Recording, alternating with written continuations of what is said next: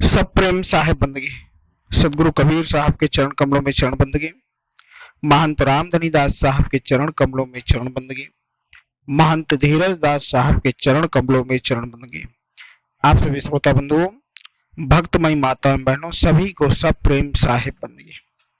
प्रिय श्रोता बंधुओं, आप सभी सदगुरु कबीर साहब के बीजक ग्रंथ, बीजक के मूल शब्दों को श्रवण कर रहे हैं। सदगुरु कबीर साहब ने अपने बीजक में संसार के हर उस संशय को मिटाने का काम किया है जिस संशय में मनुष्य भटकता रहता है। सदगुरु कबीर साहब आज यहाँ बता रहे हैं कि मनुष्य संशय की गांठ है, अर्थात मनुष्य संशय, उसके मन में संशय हरदम भरा हुआ होता है। साहब कहते हैं, सुमृति आही गुणन को चीन्हा, पुण्य पाप को मार्ग कीन्हा। सुमृत वेद पढ़ असरारा, पाखंड रूप करे अहंकारा।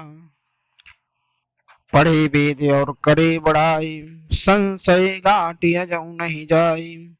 पढ़े शास्त्र जीव बध करई, मूड काटी अगमन को धरई। कहाँ कबीरी पाखंड, बहुतक जीव सताओ। अनुभव भाव न दर्श, जियत ना पुरखाओ। सदगुरु कबीर साहब यहाँ समझा रहे हैं कि स्मृतियां, धर्मशास्त्र आदि गुणों दोषों की पहचान करते हैं तथा पूर्ण और पाप का निर्धारण भी करते हैं। ब्राह्मण वेद धर्मशास्त्रों का बराबर अध्ययन करते हैं, परंतु उन्हें अहंकार ने घेर रखा है। हम वेद शास्त्रों को मानते जानते हैं, परंतु वो स्वयं अनेक पखंडों में पड़े रहते। वो वेदों का ज्ञान रखते हुए भी अहंग भावना में डूबे रहने के कारण अपना संशय दूर नहीं कर पाते। वो एक ओर तो शास्त्र और वेद पढ़ते हैं और दूसरी ओर देवी देवताओं के नाम पर जीवों का वध करते हैं। तात्पर्य यह है कि निर्जीव देवी देवताओं की मूर्तियों के समक्ष सजीव जानवरों के मस्तक काट कर रख देते हैं। साहब ने जो यह कुरीतियां अपने समक्ष देखा कि जो आज भी वो चल रहे हैं, उन कुरीतियों को दूर करने का साहब ने काम किया था। उन कुरीतियों पर बात की थी कि आप एक तरफ तो उस निर्जीव पत्थर के सामने और निर्जीव पत्थर की मूर्तियों के सामने आप जो जीव जिनमें प्राण है उनकी हत्या कर रहे हैं, उनका वध कर रहे हैं, देवी देवताओं को चढ़ा रहे हैं। लेकिन दूसरी तरफ आप वेद और शास्त्रों की बात कर रहे हैं, दूसरी तरफ आप दया और धर्म की बात कर रहे हैं। क्या यह अनुचित है? अनुचित नहीं है ये कि तुम्हारे द्वारा बातें बताई हुई वह सत्य है या असत्य है।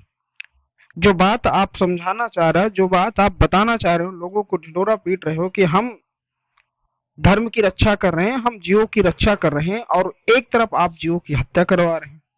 साहब इसके विरोध में सदा रहें और इन्हीं का विरोध करते रहें, वह चाहे किसी धर्म और जाति या किसी मजहब से क्यों ना आता हो। साहब सबको अपने एक शब्दों के एक ही तराजू में तोड़ने का काम किया है।